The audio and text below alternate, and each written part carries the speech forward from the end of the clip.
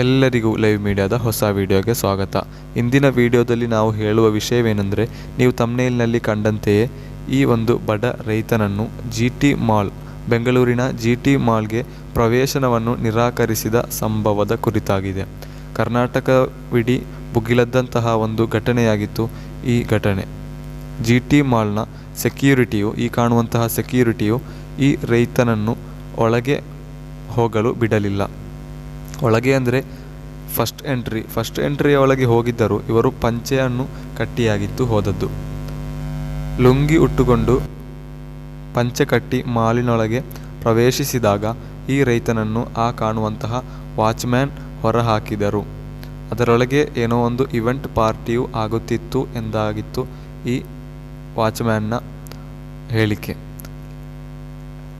ಆ ಇವೆಂಟ್ ಪಾರ್ಟಿಯು ಆಗುವಾಗ ಹಲವಾರು ಗಣ್ಯರು ಅಲ್ಲಿ ಇದ್ದಾಗ ಈ ಒಂದು ರೈತನು ಅಲ್ಲಿ ಪಂಚೆ ಕಟ್ಟಿ ಹೋಗುವುದು ಸರಿಯಲ್ಲ ಎಂದುಕೊಂಡಾಗಿತ್ತು ಈ ವಾಚ್ಮ್ಯಾನ್ನವರು ಇವರನ್ನು ಹೊರಹಾಕಿದ್ದು ಎಂದು ಈ ವಾಚ್ಮ್ಯಾನ್ನವರು ನಂತರ ಮೀಡಿಯಾಗಳಲ್ಲಿ ಹೇಳಿದರು.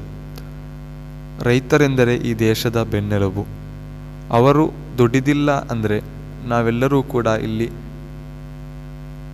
ತಿನ್ನಲು ಆಹಾರವಿಲ್ಲದೆ ಸತ್ತು ಹೋಗುವ ಘಟನೆಗಳಾಗಿದೆ ಇಲ್ಲಿ ನಡೆಯುವುದು.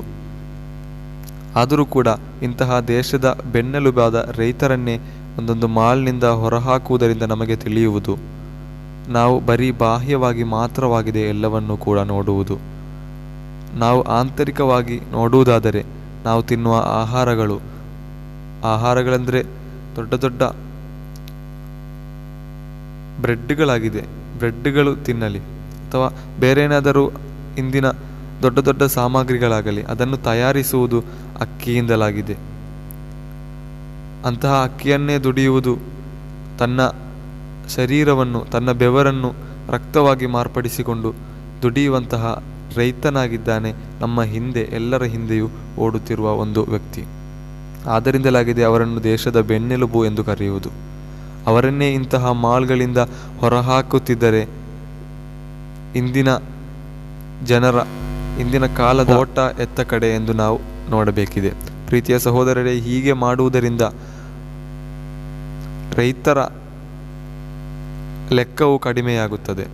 ಕಾರಣವೇನೆಂದರೆ, ಹೀಗೆಲ್ಲ ಆಗುತ್ತದೆ ಎಂದು ಹೇಳುವಾಗ ತಮ್ಮ ಮಕ್ಕಳನ್ನು ರೈತರಾಗಿ ಮಾಡುವುದಿಲ್ಲ.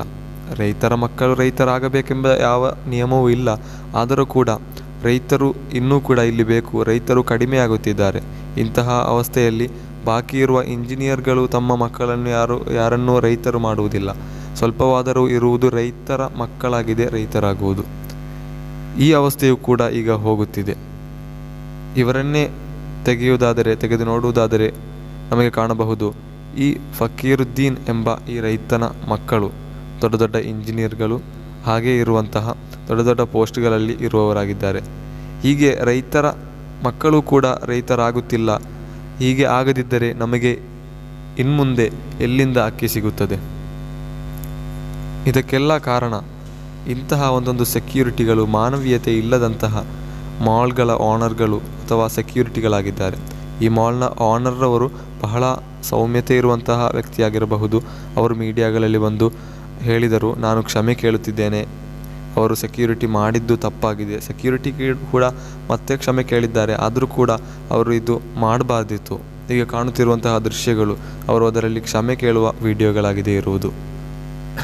ನಾನು ಮಾಡಿದ್ದು ತಪ್ಪಾಯಿತು, ಇನ್ನು ಮುಂದೆ ಹೀಗೆ ಮಾಡಲ್ಲ, ಗೊತ್ತಿಲ್ಲದೆ ಮಾಡಿಬಿಟ್ಟೆ, ಮಾಡಬಾರದಿತ್ತು ಎಂದೆಲ್ಲ ಹೇಳಿದರು.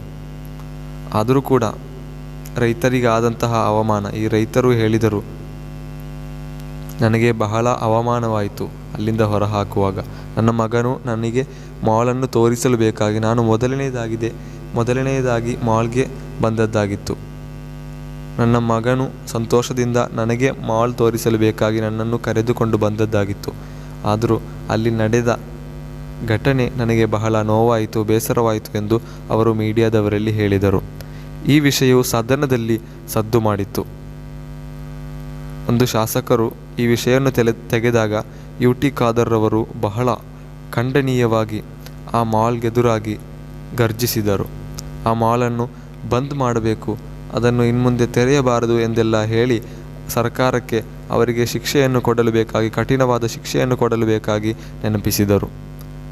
ಕೂಡಲೇ ಕರ್ನಾಟಕ ಸರ್ಕಾರವು ಅವರೆದುರಾಗಿ ದೂರನ್ನು ದಾಖಲಿಸಿ ಅವರ ಎಲ್ಲ ವಿಷಯವನ್ನು ಚೆಕ್ ಮಾಡಿ ಪರಿಶೀಲಿಸಿ ಅವರ ಮಾಲನ್ನು 7 ದಿವಸಗಳ ಕಾಲ ಬಂದ್ ಮಾಡಿದರು.